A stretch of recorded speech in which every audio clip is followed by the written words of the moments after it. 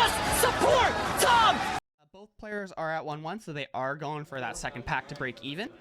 We are... I feel like this is a start that we're used to. You know, the bodyguard in play, and... Oh, he built around... Is that Glarb? That's Glarb. Glarb is such a fun-looking card that I wish I could make work. But Glarb, Calamity, Augur.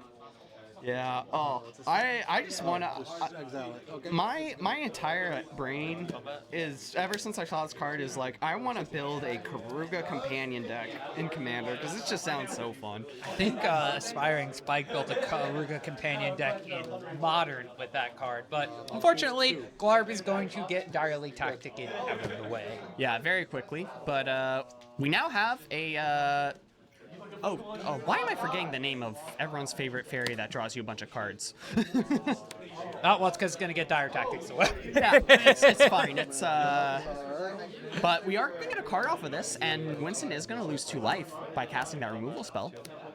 Yeah, and this one's going to lose 2 more life by being attacked down by this this Dauntless Bodyguard. So down to 14 already, as there were 3 total swings so far. But this is basically just removal spell deck so far from Winston's side, and not a lot of the humans part of it. Yeah, well, we did have a sensor come through and counter the one of the Lord human that we have, the Vanguard, I believe it is. So I think we were kind of Copper Coat Vanguard, yeah. So I think we were just kind of relying on that to get through, and have enough pressure. But I guess we're not drawing a lot of humans left anymore. And we're just trying to find, oh right, Talion Kindly Lord. That was our friend that we did remove. And we have another sensor coming in on the Elite Spellbinder. So, I mean, this has a reasonable amount of time, and this is a control deck, so we don't mind going a bit long. Nope. Just got plenty of cards, plenty of mana on the battlefield, enough to have bought and played Giganta, which is the companion in this deck. So a Sultai Giganta control deck means we're not seeing any Shieldrids, we're not going to see any of those repeating mana costs or whatever, but now this Giganta is quite easily the biggest thing on the battlefield against a humans deck. Yeah, the only thing that's bigger than it can be an Adeline, but what's nice about that is at least Jeggy trades with Adeline. But we have a nice 1-2 coming out from Winston on the humans deck. We have a Thalia followed by a Thalia's Lieutenant. Yeah. So we now have a 3-2 first strike and a 3-2 bodyguard, which is pretty sick. Unfortunately, the bodyguard isn't really guarding any bodies. No, not right now. Right now, the bodyguard is just kind of chilling. Right now, the only body it's really guarding is Winston's from this potential Giganta swinging in. Yep. It's still Giganta, biggest thing on the battlefield, but as you mentioned, these powers of these humans are slowly creeping up. We are just going to have Bisman playing a land, looks like passing the turn. Mm-hmm. Yeah. And now it's really just on Winston to try to get something done. All right, we have Janira coming in. Let's see if that one winds up sticking. Yeah, Darina, General... There's 2 of them. There's a commander one and there's a regular General one. Yeah. Yeah, so she's pretty solid. Exiles the graveyard, not bad at all. Shuts off Treasure Cruise if the business packing that one. Yeah, or Dig Through Time. That's the one control decks usually like. That one is Giganta. Yes. Good old Jeggy.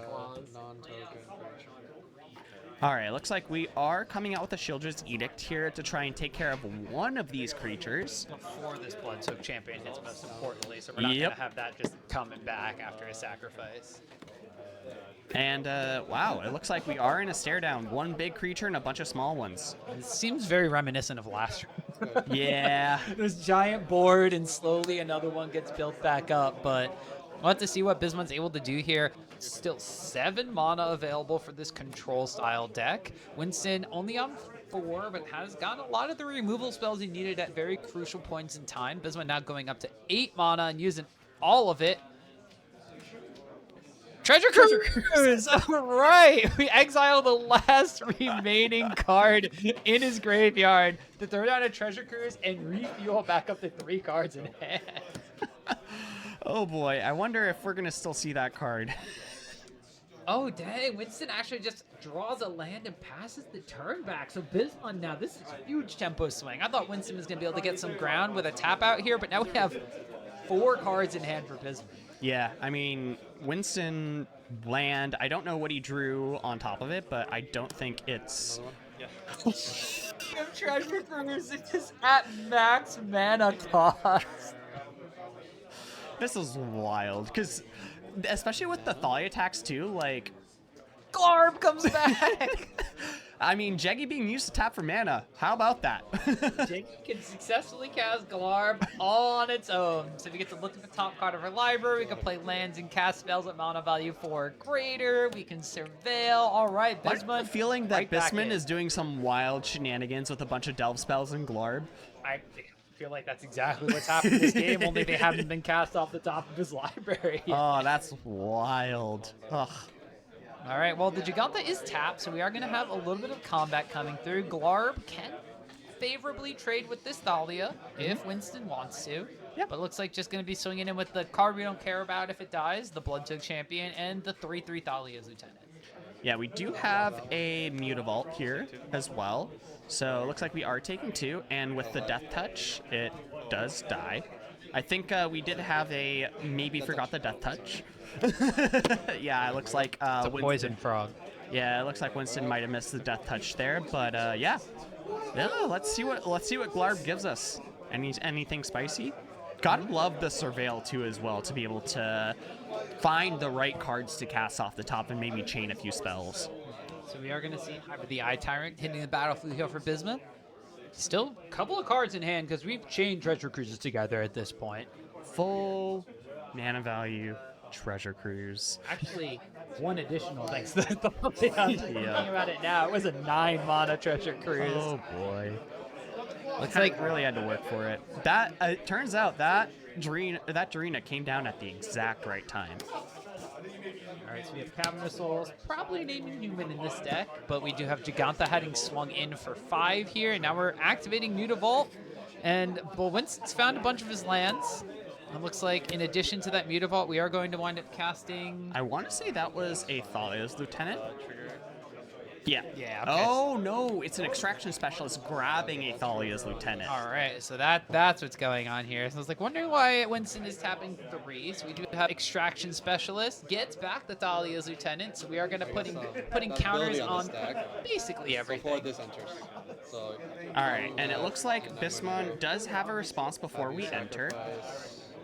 And non-token creatures, one after. ooh, this is a big play. We are sacrificing 2 non-tokens here, so we are going to get rid of a lot of stuff on Winston's board. Granted, that was 6 mana to get rid of 2 dudes, including a dude that's probably going to come back in a bit.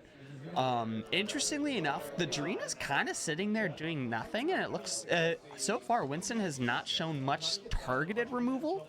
So either he's playing very much around the hexproof side, or... Oh, are we sacrificing the Mutavault? Yeah, we could. We got plenty of lands. Yeah, we have plenty of lands, but that's never a terrible block. And a Beetle Bush. This one has all the removal right there. So Darina gets sacrificed just to provide hexproof and indestructible. This is going to mean Thalia's Lieutenant only comes in and really pumps up Thalia and the Extraction Specialist. This is now a 4-power Thalia, though, so the Glarb Death Touch won't be that relevant. Bismuth is down to 6, and, well, I guess still kind of has 2 cards in hand.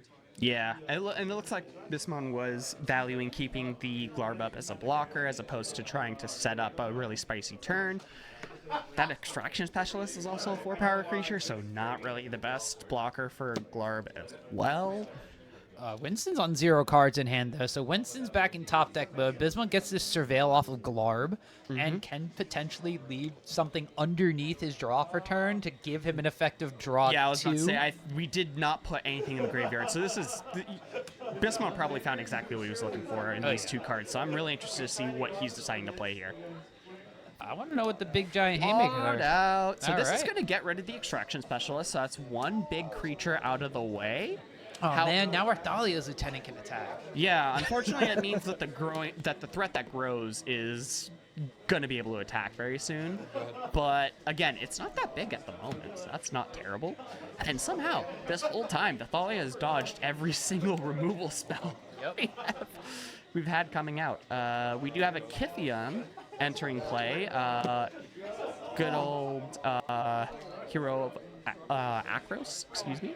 This could potentially be problematic if it flips, but Winston's gonna have to basically shove his entire board into Bismon in order to do so. And even if Kithian winds up flipping, if Bismon just attacks with Giganta, I don't know if that's gonna be enough. Yeah, exactly. It's not great. And again, we now have a Restless Cottage, so we've now seen a Hive and a Cottage, which is great. We do have a couple of creature lands in our mana base.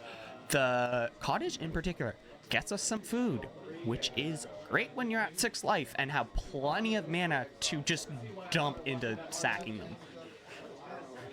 So Bismon right here, like you mentioned, with the Hive of the Eye turn, representing potential 3 attackers or 3 blockers as he just passes the turn. And Winston ripped the card very quickly off the top of his library. I do believe it was another land. Yeah, this has been a rough set of draws. We have found probably as many lands as non-lands so far, which is really unfortunate for a deck that just wants to play a bunch of creatures. And love that surveilling 2 cards into the graveyard. Yep, just 2 lands. Bismon's already got plenty. And looks like Fatal Push is going to wind up finally taking out this Thalia. So now Bismon looks to be in the driver's seat despite the life totals not reflecting it. Yeah, I mean, I think we were already in the driver's seat on Bismon's side with just how much mana and cards and ability to cast spells we had, but definitely taking out the Thalia attacks is going to unlock a control deck to finally fully control the board and kind of keep things up. I'm interested to see if Bismon actually values attacking with the 4/4 Cottage to just get a food to get some life back. Bismon keeps looking to the top card of his library, so something makes me think there's some Glarb shenanigans that could be available this turn. You just have a pathway being played. And Bismon, like you said, he has 2 creature lands as well. One of them has Menace, so if he attacks with Giganta and the Hive, or both of the creature lands, Winston can't block everything, and he could start gobbling up some creatures that a top deck extraction specialist could turn the game around with. Yeah. And it looks like Bismon, I guess Bismon is taking a similar line to what I was saying, also attacking with the Jeggy, which is pretty sick. So with the Cottage here, obviously we do get an indestructible blocker coming in from Winston, but we're going to get a food. And with how much mana Bismon has, I think that food is going to be cracked very quickly to gain some life back. Oh yeah, definitely. And it looks like Winston just going to do the quick little Kithian indestructible block, so he's going to wind up taking 4 off of this Cottage, down to 8. Most importantly, Restless Cottage and Hive of the Eye Tyrant, both exiling things from Winston's graveyard. Doesn't decide to go after the Bloodsoaked Champion, but looks like now Coppercoat Vanguard is going to hit the battlefield for Winston a couple of turns too late. All right. Was this a multiple mode 3 steps ahead, and Winston's just like, nah, I'm cool. I'm not going to deal with that one. The best part was those the Cavern of Souls with taps, so you still can't counter the human spell, but drawing cards and creating a copy of something was probably enough for Winston I don't to scoop think it up. Winston was interested. All right, so Bismon with this Sultai control deck, this Glarb control deck, takes game number 1, and impressively off of the back of the most expensive treasure cruises I have ever seen. Yes. The Delve basically paid for the Thalia attacks. That was all that happened there. It was very funny. But, you know, with Glarb control really doing a lot of work there, I'm really intrigued to see just how powerful, and I want to see Bismon change some spells. That would be pretty fun. Like, just off the top of the library, that's that's every control player's dream, is to just chain spells off the top, over and over and over. And especially given all the 4-mana value stuff that you're looking at, you know, Bismon's playing a high curve, so it's a bit rough being in his seat, especially against an aggro deck, but we saw what happens if he's able to stabilize. And we also had the Talion that we did wind up eating a Dire Tactics early on. I'm really interested to see, is that just a one-of? Are there multiple Talion in the deck? Because that's something you can really have a lot of fun with Barb as well. Oh, yeah. So you can play that off the top of the library. You wind up having, you know, you can recycle them by just legendary rolling them away if you start seeing things from your opponent's hand. I mean, I don't even know if Bismon is going to be playing a package of hand disruption as well. I don't know if, even if it's in a sideboard, I probably wouldn't be bringing that in against the Humans deck. No, I'd be boarding mine out if I was playing as the Humans deck. But if there's anything that I can just like see what Winston is doing and put this on a 2 or a 3, like Bismon's going to be in business there. Well, and I think given that Bismon is playing against a pretty well-known deck, at least at our shop, Orzhov Humans might not be the most meta deck. But definitely one of the decks that we all know very well around here, since it is one of our loners. Again, humble plug for card art here. Garrett, who loves Pioneer and loves our community and has helped us cultivate something really special, has 4 or 5 loaner decks to give out, and there's a bunch of other brewers around that also just bring decks to loan out. Again, you've seen multiple of my decks on stream played not by me. Yep. So you can tell a lot of us are looking for a really good time and to just pass around the good vibes that the community here at Pioneer Nights have. So please come down, even if you don't have a deck, there will be a deck for you to play. I can guarantee you that. Most definitely. And speaking of decks that you can loan out, Winston, we saw the sideboard there. Trying to keep in some wedding announcements and some Thalias in the sideboard for this game. So maybe just thinking he wants to go a little bit fast, a little aggressive, doesn't want to be the one to try to grind out against the control deck, and might also just not know what he's facing down. Yeah, again, what did we see? We saw Glarb, and we saw Jeggy Beats, and we saw some creature lands. And a Lots of Talion. removal. Yeah. Lots of removals and counterspells. So I can very much understand Winston's probably like, what's going on here? But I do like that we have an elite spellbinder in hand, which with this curve out, just looking at what he has, because we had the Coppercoat Vanguard I saw for the 2-drop, and then spellbinder on 3. So that's going to get you a really nice 4-power attacker in the air. That is a nice 5-turn clock, and that alone will get you dead by, what is that, turn 7-ish? Yeah, turn 7, turn 8. Ooh, very crucially, too, we have the Cavernous Souls on turn 2 to name human, to play Coppercoat Vanguard, and this one's like, yeah, this is a little useless. This is useless. I'm going to cycle. That's funny. All right, so like you said, we're going to have the curve. Now, if there's a 3rd land, which I believe there was a plane still in Winston's hand, we are going to wind up having Coppercoat Vanguard curving into Elite Spellbinder.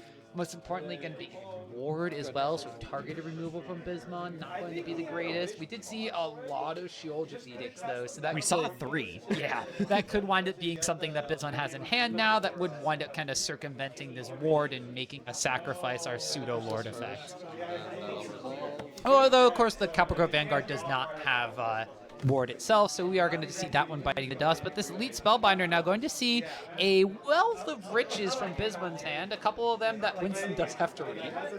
I love this hand. I love all the cards that Bismon is playing. We have a Talion, we have an Extinction Event, and we have a Hostile Investigator. I love this so much. All right, well, we are going to see Winston exiling the removal spell, or the Ward Light, which is probably pretty good when you're playing an aggressive slanted style deck. We do still have a lot of big things that you eventually have to chug through, but as you mentioned, Elite Spellbinder with flying will be a decent clock to put pressure on Bismon. Yes, but unfortunately, it's now only 3 power, which means that Talion is a great Spellbinder blocker. That's true. That is a 3/4 flying fairy. Oh, Just kidding. We have a Luminarch Aspirant. We're fine. We're fine in a couple of turns because Luminarch Aspirant will just be adding 1+1/+1 counter to this Palavitar Domidarosa that flies in the air. But combined with the Jarina, that is going to give Indestructible. So now we can profitably attack into that Talion if Bismon still chooses. Yeah. However, crucially, we have two creatures on even and 1 creature on odd. Looks like we are just going to play an Investigator to put a blocker, get a card out of the way, get a clue, just accrue some simple value, nothing too fancy here.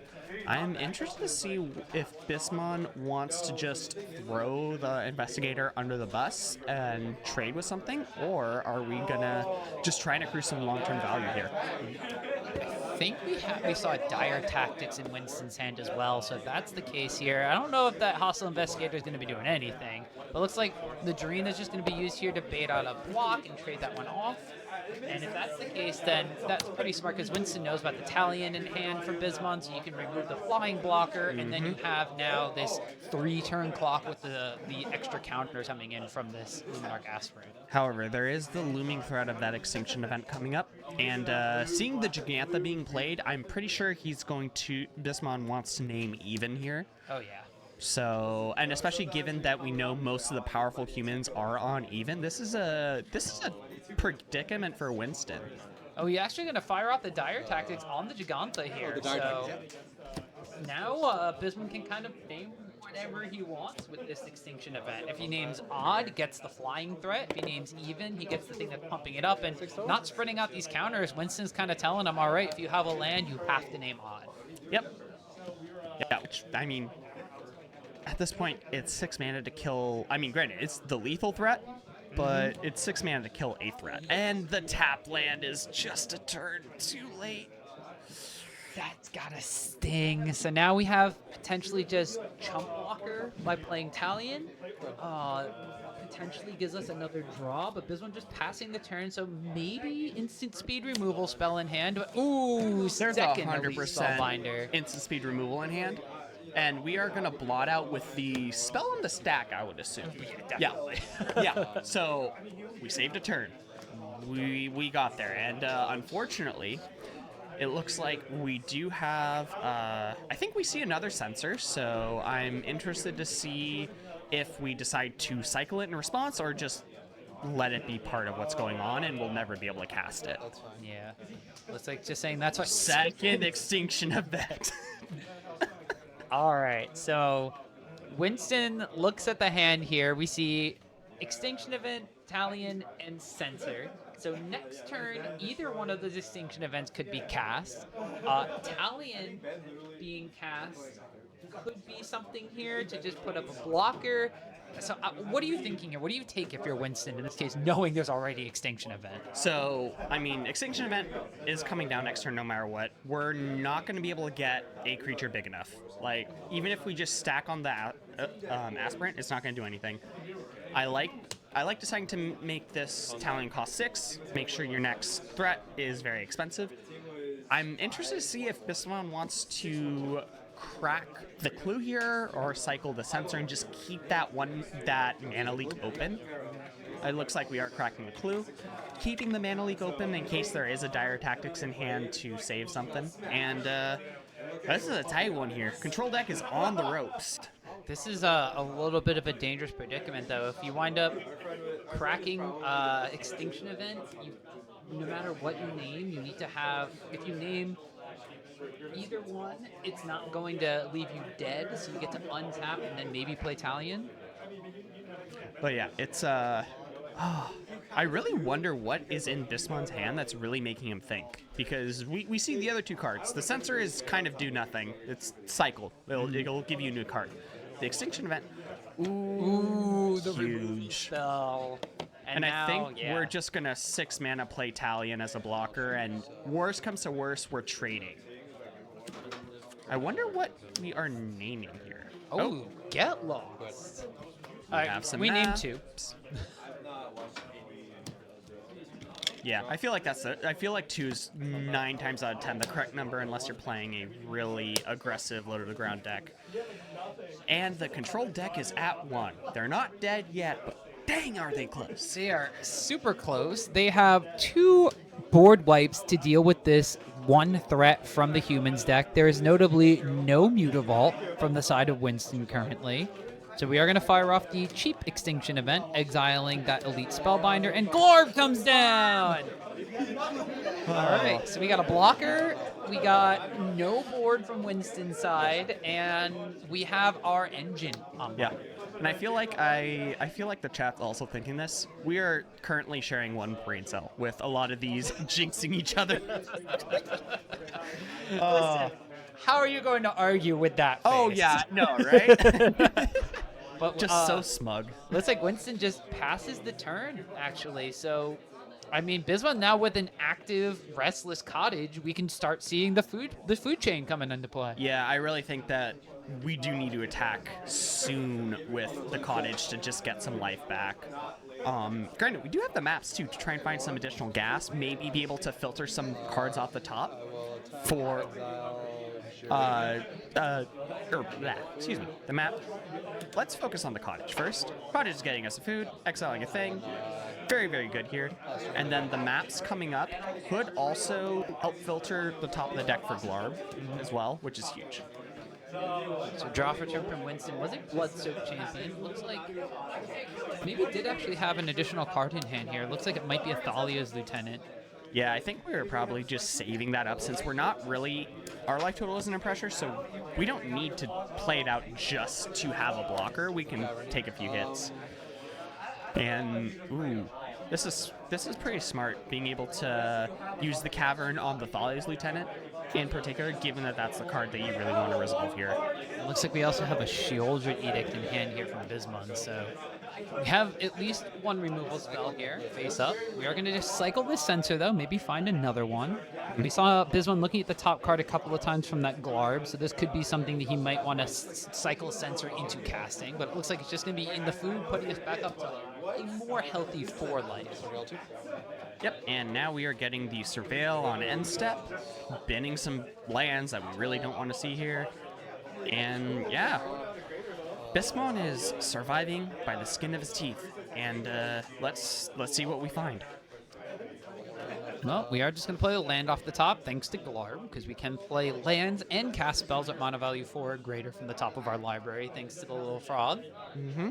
And now, are we just in attack mode? Are we in third extinction event mode? All right. This sounds about right. It's a 4 mana value sweeper. Of course, the control deck that cares about 4 mana value or more is going to be playing it. And then we get Hostile Investigator up the top of the library. Thank you, based Glarb, for that one as well. So now we get an additional threat on the battlefield. Is this a don't treasure tell me it's a cruise? cruise. Oh, flip it, Bismuth! Flip it. There we go! Glarb Cruise. Oh, this is, gosh. Yeah, this is exactly what we wanted to see with Glarb control. Yeah, we've seen chat saying, I think he officially turned the corner. Yeah, this feels like we turned the corner here. Hot dog, what a match to fight through. He had 2 spellbinders and a bunch of other stuff. He's on 1! He's on 1 life!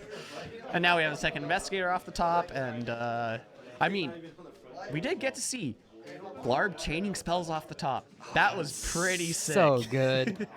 And now we have just a full handful of cards. Scarab God, why not, right? Scarab God comes down. Now we can start reanimating creatures from Winston's own side of his graveyard. I feel like Talion's on the book first.